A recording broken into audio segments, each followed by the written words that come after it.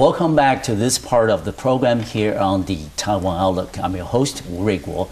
We'll continue our conversation with three participants from the recently held Cultural and Heritage Camp organized by the Overseas Compatriots Affairs Commission here in Taiwan. I'm going to start off with start off with Connie. Connie, we know that one very important purpose of the camp is for you to interact, to meet with local youth of your peers of your age, and I understand that on the trip you visited many different places, and I wonder if you had the opportunity of come across some interactions with local students, college students, or people roughly of your age.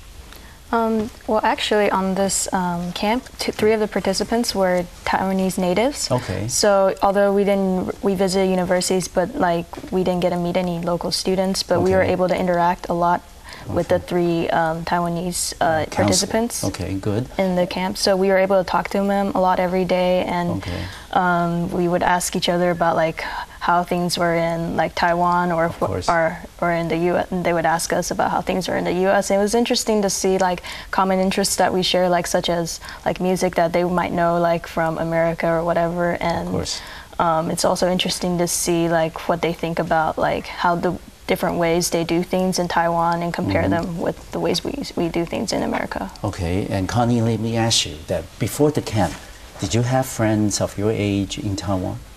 I would say very few, because every time I come back to town it was mostly limited to visiting family, so I didn't get much of a chance. And this time when you had this very extensive exposure and contacts with the local youth, did you find them to be pretty much what you imagined, what you expected, and you have a lot of things that are commonly shared, but you also have some differences as to how you view things and how you react to certain events and things. Did you find that to be pretty much what you imagined? Yeah, I guess I didn't really have a perfectly shaped vision of what they would be like, but I definitely found them to share a lot of common interests with us, so that was very easy to interact with them. Okay, good. And Tiffany, did you share the same kind of experience? I think I had a little bit of a different experience because when we had a volunteer project in Yilan at a folklore and story water park. Okay. And so where I was stationed to volunteer, I was working with three other workers who were about my age. Okay, and locally from Taiwan. Yeah, they were locally from Taiwan. So I got to speak with them, and it was really interesting to me that they were just as interested in my American culture as I was in theirs.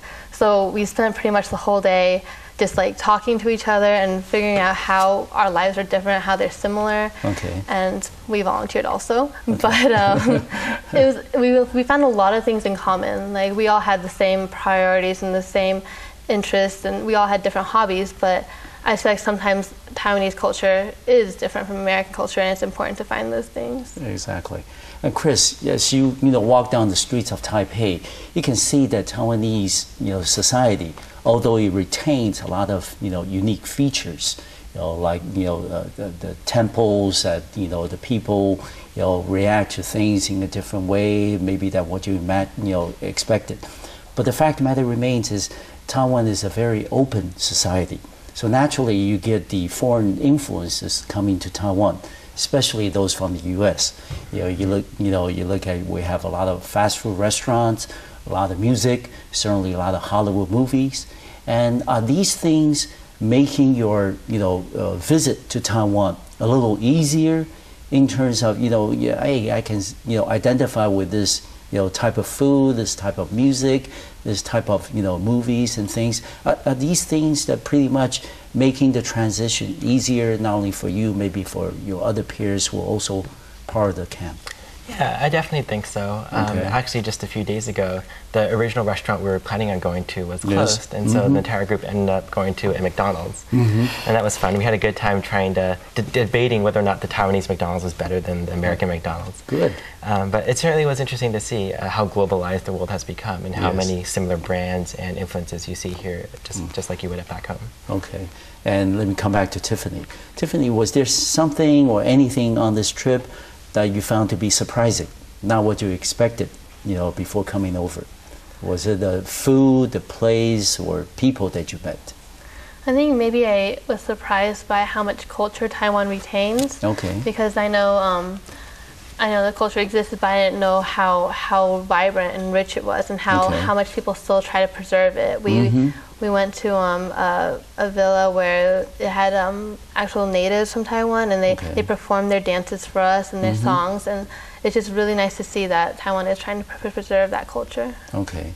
And Connie, you have participants at the camp from 19 different countries all over the world. And besides interactions with local Taiwanese youth, did you find interactions with other participants from another part of the world a little easier or a little more difficult than you imagine?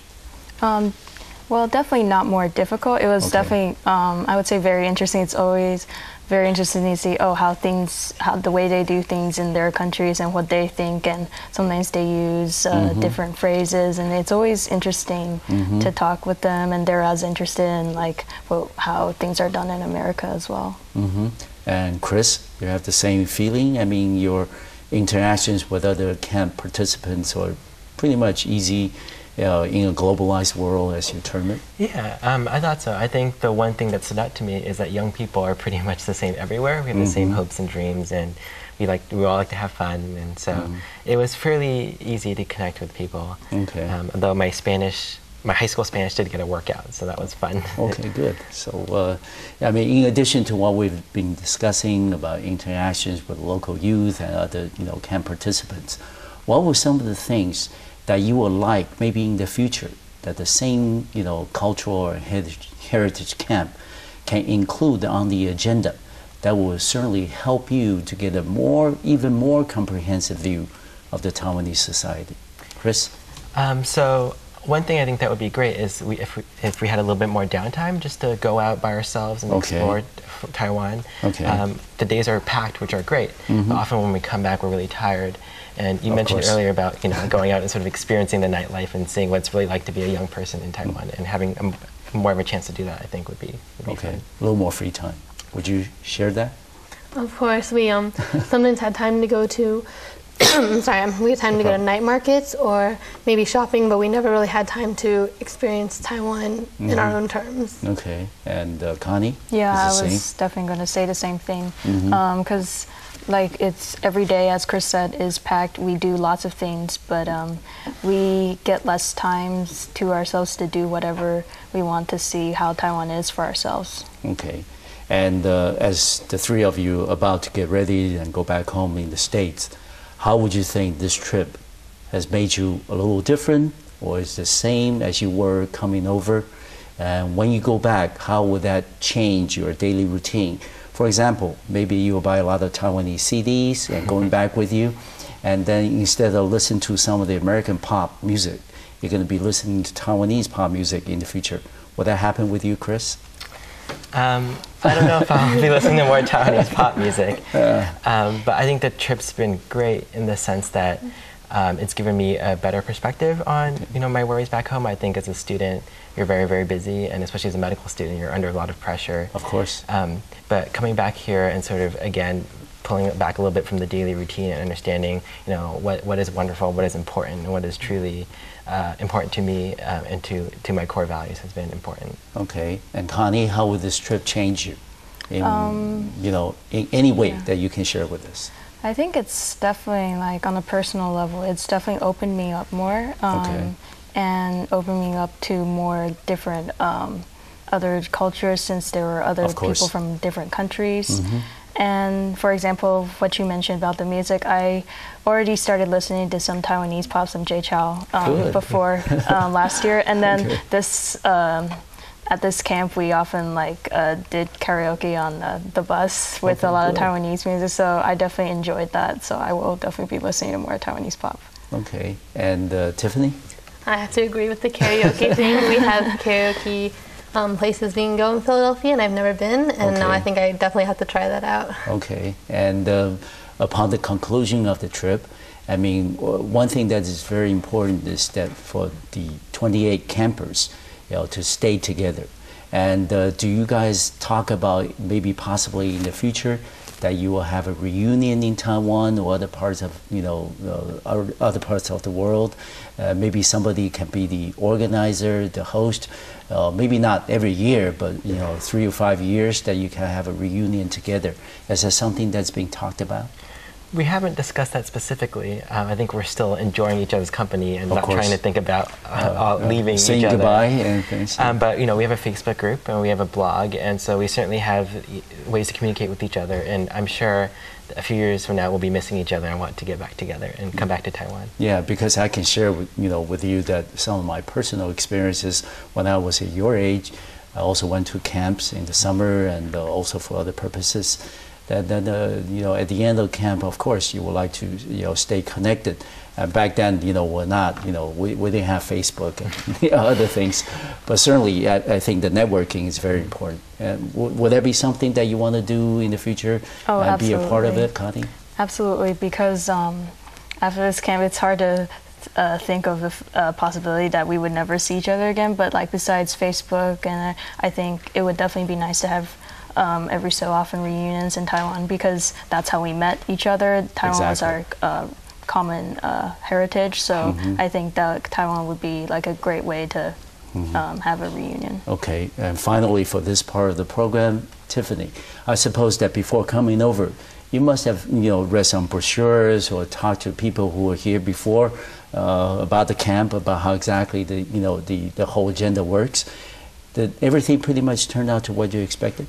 Not at all. Oh. I didn't expect what I got, which is a good thing. Okay, good. I thought it was going to be all educational, maybe like watching films or documentaries, reading pamphlets, a lot of more academic educational work. Of course. But I learned that we got to experience Taiwan not only through work, but through experiences, which is what makes it good. Okay, makes it very attractive to most of you. Yes.